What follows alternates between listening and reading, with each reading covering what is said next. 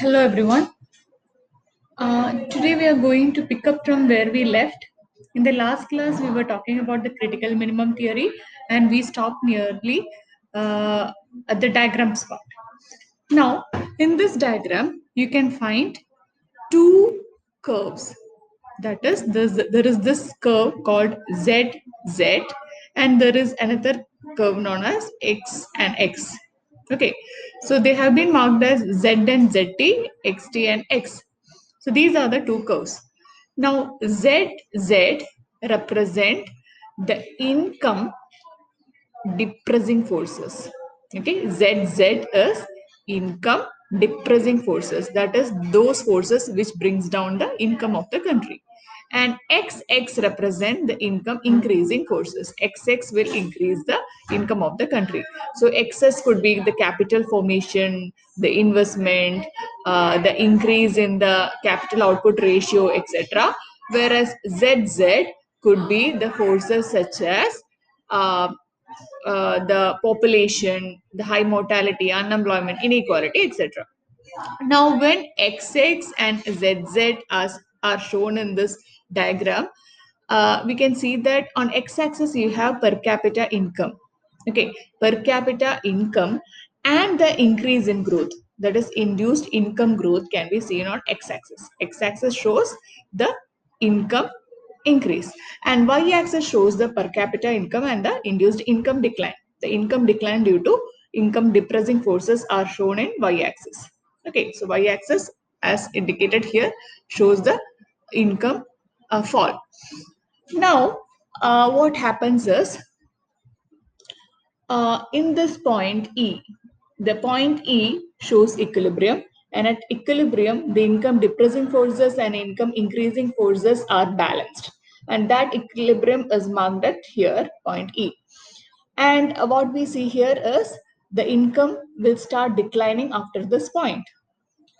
Now, after the point E, what we see here is the income depressing forces താഴേക്ക് പോയി. Income depressing forces ഇവിടെ താഴെയും income increasing forces മുകളിലും ആയിട്ട് കാണാം.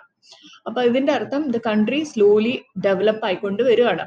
Okay, this is under employment equilibrium. ഇതിനെയാണ് നമ്മൾ poverty trap എന്ന് പറയുന്നത്. E എന്ന് പറയുന്നത് ഒരു trap ആണ്. The country is in underdeveloped equilibrium at point E.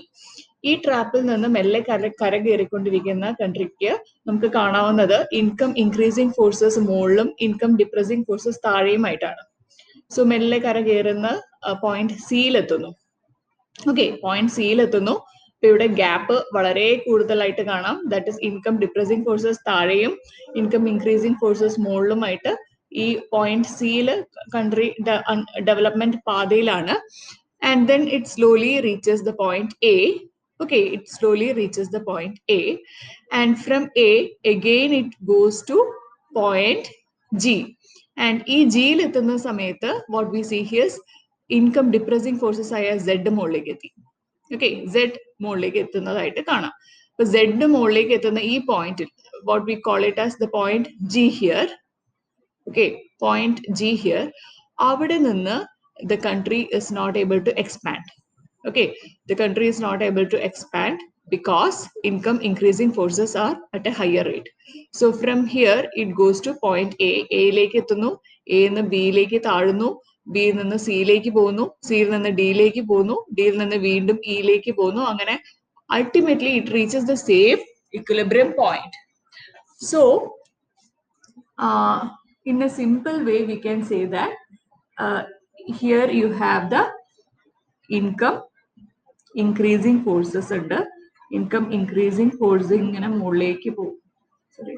മുകളിലേക്ക് പോകുന്നതായിട്ട് കാണാം.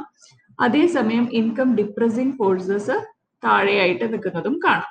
Okay, so red income depress ചെയ്യുന്ന ഫോഴ്സസും യെല്ലോ ഇൻകം ഇൻക്രീസ് ചെയ്യുന്ന ഫോഴ്സും ആണ്. ഇവിടെ നല്ലൊരു ഗ്യാപ്പ് ഉണ്ട്. So we will think that the country is becoming a developed country. But slowly what happens is that at this point income increasing ഫോഴ്സസും income depressing ഫോഴ്സസും വീണ്ടും മീറ്റ് ചെയ്യുന്ന മറ്റൊരു പോയിന്റിലെത്തും. ഈ പോയിന്റിൽ എത്തുന്നതിന് ശേഷം ഇൻകം ഇൻക്രീസിങ് ഫോഴ്സസ് കയറിയാലും ഒരു കാര്യമില്ല. What happens is after this point, ഈ ഒരു പോയിന്റിൽ ഇക്വിലിബ്രിയം എത്തിക്കഴിഞ്ഞാൽ then slowly growth step by step ആയിട്ട് വീണ്ടും പോയിന്റ് ഇയിലേക്ക് തന്നെ വന്നു ചേരും. Okay, now E is the underemployment equilibrium. So once it reaches this point, ഈ പോയിന്റിനെ നമ്മൾ G എന്ന് വിളിക്കുന്നു. ഈ പോയിന്റിൽ എത്തിക്കഴിഞ്ഞാൽ it automatically goes back to A, B, C, D ലേക്കൊക്കെ പോയി ഫൈനലി E എന്ന് പറയുന്ന പോയിന്റിൽ തന്നെ എത്തുന്നു, where it is under development or underemployment equilibrium. So it's very hard to go past this stage. നമുക്ക് വേണ്ടത് ഈ പോയിന്റിൽ നിന്ന് G എന്നുള്ള പോയിന്റും കടന്ന് മുകളിലെത്തുക എന്നുള്ളതാണ്. Once it crosses the G point, then it becomes a developed country. Okay, now how can we pass this point? ഈ പോയിന്റിൽ നിന്ന് പാസ് ചെയ്യണമെങ്കിൽ the moment ഈ ഒരു പോയിന്റിൽ നിന്ന്, അതായത് G എന്നുള്ള പോയിന്റിൽ നിന്ന് എയിലേക്ക് എത്തുന്ന ആ ഒരു സമയത്ത് തന്നെ, എ എന്ന് പറയുന്ന ആ ഒരു പോയിന്റിൽ എത്തുന്ന ആ ഒരു സമയത്ത് തന്നെ the country has to increase the investment. Now this point A is the critical minimum effort. This point, ഈ എ എന്ന് പറയുന്ന പോയിന്റിലാണ് നമ്മൾ ഫുൾ എഫേർട്ട് എടുക്കേണ്ടത്. ഈ പോയിന്റിൽ നിന്ന് കൺട്രിയെ നമ്മൾ മേലേക്ക് കുതിപ്പിക്കുകയാണ് വേണ്ടത്. And for that you need the minimum investment which is needed at the critical point so that the country can become A developed country. Okay, so ആ ഒരു എഫ് എന്നുള്ള പോയിന്റ് വരെ നമ്മൾ ഇൻകം ഇൻക്രീസ് ചെയ്യണം. നൗ ദിസ് ഡോട്ടഡ് ലൈൻ, ഈ dotted ലൈനെയാണ് നമ്മൾ equal line of equality എന്ന് പറയുന്നത്. അതായത് ഇൻകം ഡിക്ലൈനിങ് ഫോഴ്സസിനെയും ഇൻകം ഇൻക്രീസിങ് ഫോഴ്സസിനെയും നമ്മൾ തുല്യമായിട്ട് ഡിവൈഡ് ചെയ്ത് കഴിഞ്ഞാൽ നടുവിലൂടെ പോകുന്ന 45 ഡിഗ്രി ലൈനാണ് ഈ ഈക്വാലിറ്റി ലൈൻ. ഈ ഈക്വാലിറ്റി ലൈനിൽ എത്തിച്ചു കഴിഞ്ഞാൽ, ഈ ഒരു പോയിന്റിൽ എത്തിച്ചു കഴിഞ്ഞാൽ then the country automatically will become a developing country, because after the point G, the income increasing forces will come down and income depressing forces will take up. Okay, ആ ടേക്കപ്പ് ചെയ്യുന്നതിന് മുമ്പ് തന്നെ നമ്മൾ ഇവിടെ എത്തിച്ചു കഴിഞ്ഞാൽ, എഫ് എന്നുള്ള point വരെ ഇൻവെസ്റ്റ്മെന്റ് എത്തിച്ചു കഴിഞ്ഞാൽ then automatically income increasing forcesന്റെ അടുത്തെത്തി and the country becomes developed. So after the point F, it is the development which awaits for the country. Now this is the graph. So he has come up with certain solutions. കുറച്ച് solutions ഒക്കെ പറയുന്നുണ്ട് നമ്മുടെ ലെബൻസ്റ്റീൻ. According to his solutions, what are the needs or what are the measures to increase the investment and saving? First one is expansion of growth agents. Second one is the creation of social and environmental conditions which will promote social and economic mobility. That is travel ചെയ്യാനും. Economic travel എന്ന് പറയുന്നത് നമ്മൾ income, wages, rent തുടങ്ങിയവയൊക്കെ സുതാര്യമായിട്ട് transfer ചെയ്യാനുള്ള facility. Then a fall in the effectiveness of factors which is restricting growth, right? അതായത് ഗ്രോത്തിനെ curb ചെയ്യുന്ന ഫാക്ടേഴ്സിനെയൊക്കെ മാറ്റുക എന്നുള്ളത്, അത് കുറയ്ക്കുക എന്നുള്ളത്. That is population, unemployment, etc. and the expansion of secondary and tertiary sector. These are the 4 possible solutions to reduce the level of underdevelopment. Now this theory has certain criticism. അതിലെ ആദ്യത്തെ criticism എന്ന് പറയുന്നത് population growth ആയിട്ട് related ആണ്. അതായത് in the earlier section we have said about that. അതായത് population high ആയിരിക്കും developing കൺട്രീസിൽ, അല്ലെ? പോപ്പുലേഷനും സബ്സിസ്റ്റൻസ് ലെവൽ ഓഫ് ഇൻകമും സെയിം ആയിരിക്കും. What do you mean by subsistence level of income? The income which is barely enough to manage their daily expenses is known as subsistence level of income. Population subsistence level equal ആയിരിക്കും. Okay, and at that time the per capita income will be less. Per capita income കുറവായിരിക്കും. Now the moment per capita income starts increasing, per capita income കൂടുന്ന സമയത്ത് substance ലെവലിൽ നിന്ന് wage കൂടുന്നു, അല്ലെ? Minimum bear വേജസിനെക്കാളും കുറച്ചും കൂടി വേജസ് കൂടുന്നു, പെർ ക്യാപിറ്റ ഇൻകം കൂടുന്നു.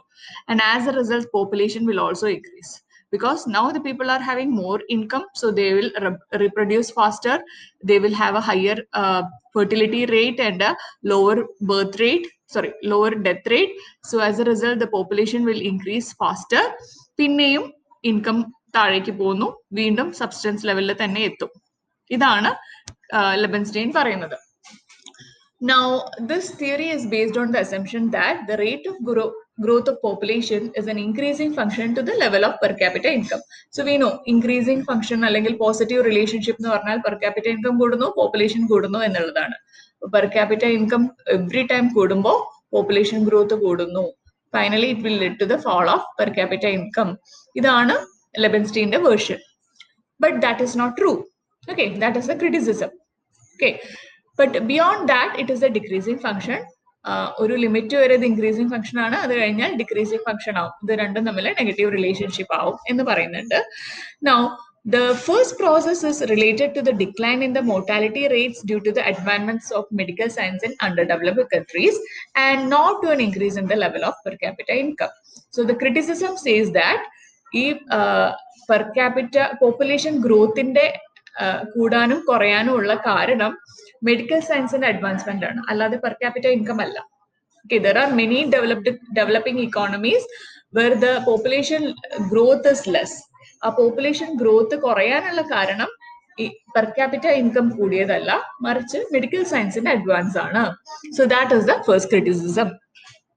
Now, the second thing is the decline in birth rate is not due to the increase in per capita income. അതേപോലെ തന്നെ the decline in birth rate is not due to the increase in per capita income. രണ്ടും പറയുന്നുണ്ട്. Okay, per capita income കുറയാനുള്ള കാരണം population growth കുറയാനുള്ള കാരണം per capita income increase ആവുന്നതല്ല, മറിച്ച് medical science ആണ്.